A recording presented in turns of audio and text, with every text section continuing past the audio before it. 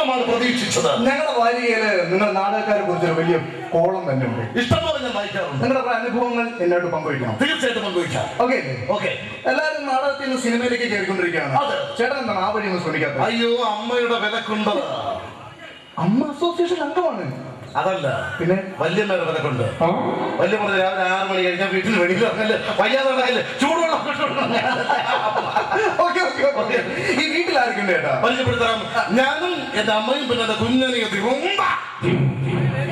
എന്ത് ഗംഗ വെമ്പ എന്തോ വിശദമായിട്ട് പരിചയപ്പെടുത്തരാം.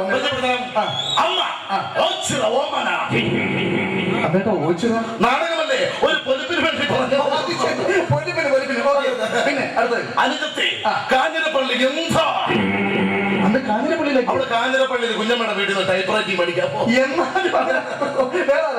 ഒരു ഏട്ടനുണ്ട്, സർവ്വസമയം പിറ്റായി നടക്കുന്നു. പിന്നെ ഒരു കാര്യം, അയാൾ വരുന്നതിന് മുമ്പ് തന്നെ ഇന്റർവ്യൂ ചെയ്തിട്ട് പോകണം. അയാൾ വന്നു കഴിഞ്ഞാൽ നിനക്കും പണിയാവും എനിക്കും പണിയാവും. എനിക്ക് ഔട്ട്ലൈൻ കിട്ടിയാൽ മതി. ഞാൻ സർവ്വമത്തിമാലിയ തകർത്തുകളെ ഈ കുടുംബത്തിനകത്ത്.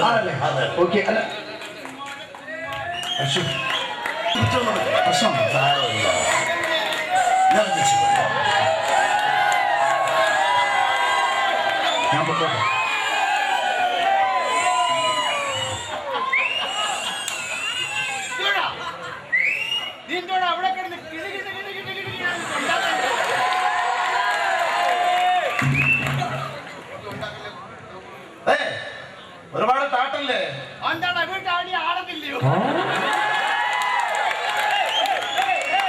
അവിടെ താട്ടി ആട്ടം പയ്യന്മാരെടുത്തിട്ട് ഇയാൾ ആട്ടം. നമ്മളെ പയ്യന്മാരോ? അവനെ ആട്ടാ നോക്കിയാൽ മതി. പിന്നൊരു കാര്യം, അവനെ ആട്ടാ ഇച്ചിരി പാടാ.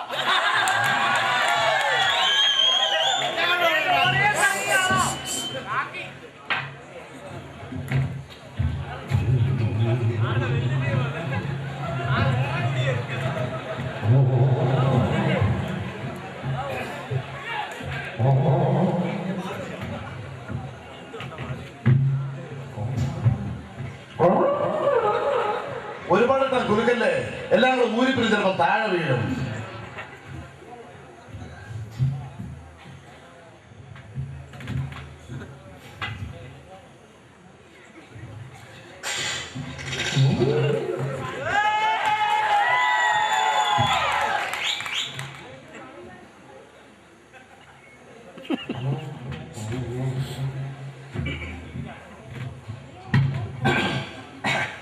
മനസ്സിലായില്ല.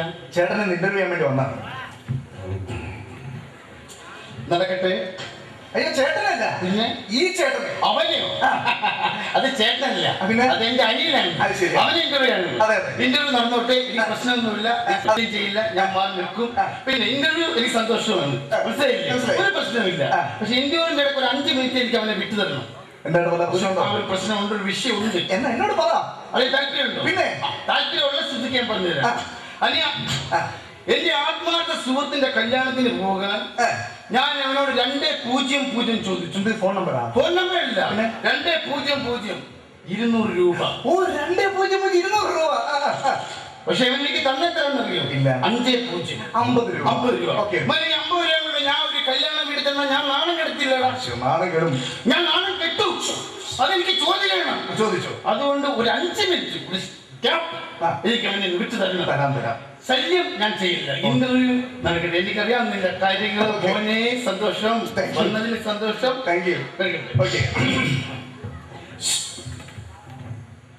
മനസ്സിലായി. ഞാൻ ശല്യം ചെയ്യില്ലെന്നാ പറഞ്ഞു.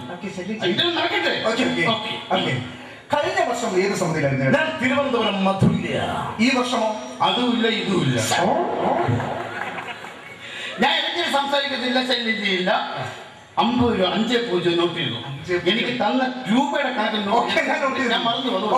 5. ചേട്ടൻ നാടകം പഠിച്ചത് എവിടെ നിന്നാണ്? ഞാനൊരു പൂന ഇൻസ്റ്റിറ്റ്യൂട്ടിൽ വന്നു. എവിടെന്നാ പറഞ്ഞ? പൂന ഇൻസ്റ്റിറ്റ്യൂട്ട്.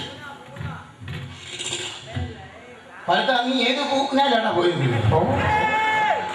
വീടിന് വെള്ളം മാത്രം പൂനായി പോയത്. ആവശ്യമില്ലാത്ത നിന്റെ കള്ളം നിന്റെ സ്റ്റേജില് നീ ഇവനോട് കള്ളം പറയുന്നു, മനസ്സിലായില്ലോ?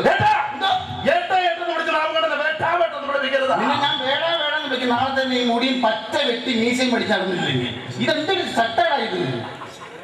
ഇതാ കണ്ണു മഞ്ചു. ചേട്ടാ പ്ലീസ്. ഓക്കെ ഞാൻ വന്നപ്പോ തന്നെ ചോദിക്കണം വിചാരിച്ചാണ്, എന്താണ് ചേട്ടന്റെ കറക്റ്റ് ആയിട്ടുള്ള പേര്? എന്റെ സത്യസന്ധമായ യഥാർത്ഥ പേര് എന്ന് പറയുന്നത് ഭരതൻ.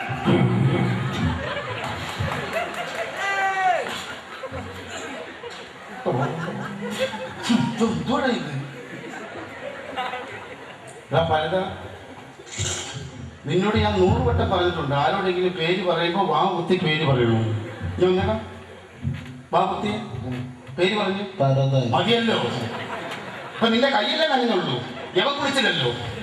വീട്ടിൽ വരുന്നതിനെ കുളിപ്പിക്കാൻ നിന്നെ ഞാൻ ഏൽപ്പിച്ചിട്ടുള്ളൂടാ. എന്തിനാ വന്നേ? 5-0 5-0 ഞാൻ നോട്ട് ചെയ്തിട്ടുണ്ട്.